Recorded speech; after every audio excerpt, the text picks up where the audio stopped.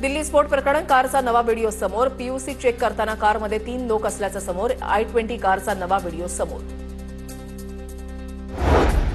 सुरक्षा यंत्रणांनी ताब्यात घेतलेल्या मुझम्मिलचे जैश ए मोहम्मदशी संबंध असल्याचे पुरावे सापडल्याची सूत्रांची माहिती. तर सुरक्षा यंत्रणा मुझम्मिलच्या बँक व्यवहारांची तपासणी करणार, सूत्रांची माहिती. काल झालेल्या स्फोटानंतर लाल किल्ला 3 दिवस बंद राहणार. 13 नोव्हेंबरपर्यंत लाल किल्ला बंद राहणार.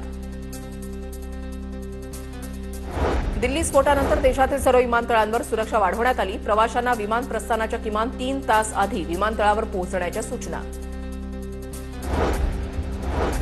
स्फोट प्रकरणानंतर 3 जण पुलवामा पोलिसांच्या ताब्यात. आमिर, तारिक आणि उमर पुलवामा पोलिसांच्या ताब्यात. तिघांची पुलवामा पोलिसांकडून चौकशी सुरू.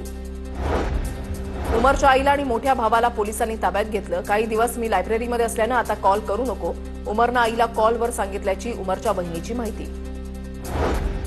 दिल्ली स्फोट प्रकरणी यूएपीए अंतर्गत गुन्हा दाखल. स्फोटक कायद्याच्या विविध कलमांखाली कोतवाली पोलीस ठाण्यामध्ये गुन्हा दाखल.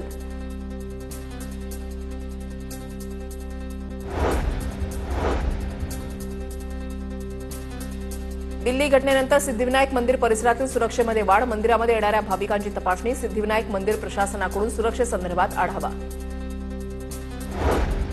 मुंबईतील छत्रपती शिवाजी महाराज टर्मिनस परिसरामध्ये सुरक्षेमध्ये वाढ. प्रवाशांकडे सामानाची कसून तपासणी सुरू. मुंबईतील इतर महत्वाच्या रेल्वे स्थानकांवरील सुरक्षेमध्ये सुद्धा वाढ. दिल्लीमधील लाल किल्ल्याजवळ झालेल्या स्फोटानंतर नागपूर पोलीस हाय अलर्टवर. नागपूर शहरातील अतिसंवेदनशील भागामध्ये पोलिसांनी सुरक्षा वाढवली.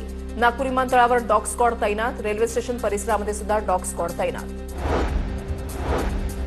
बाबा सिद्दीकींच्या हत्येचा तपास एसआयटीकडे द्यावा. शेहजीन सिद्दीकींची मुंबई हायकोर्टामध्ये याचिका. पतीच्या मृत्यूमागे बिल्डर लॉबी आणि एका राजकीय नेत्याचा सहभाग असल्याचा आरोप. स्थानिक स्वराज्य संस्था निवडणुकीसाठी भाजपकडून बावनकुळेंवर मोठी जबाबदारी. भाजपच्या निवडणूक प्रमुखपदी बावनकुळे यांची नियुक्ती. मुख्यमंत्री फडणवीसांच्या उपस्थितीमध्ये झालेल्या बैठकीमध्ये निर्णय. कोरडा मुंडेंनी खासदार सुप्रिया सुळेंची वायबी चव्हाण सेंटरमध्ये भेट घेतली. भेटीचं कारण अद्याप अस्पष्ट.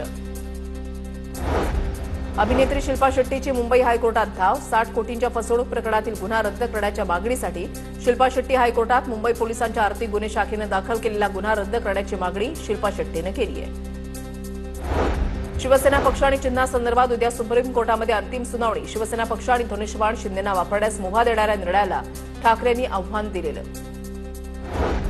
प्रवक्तेपदावर हटवल्यानंतर रुपाली ठोंबरे पाटलांची फेसबुक पोस्ट व्हायरल. आपला इतिहास हा अन्याय सहन करणाऱ्यांचा नाही, गरज पडली तर ख्वाडा करणाऱ्यांचा आहे. रुपाली ठोंबरे पाटलांची पोस्ट व्हायरल.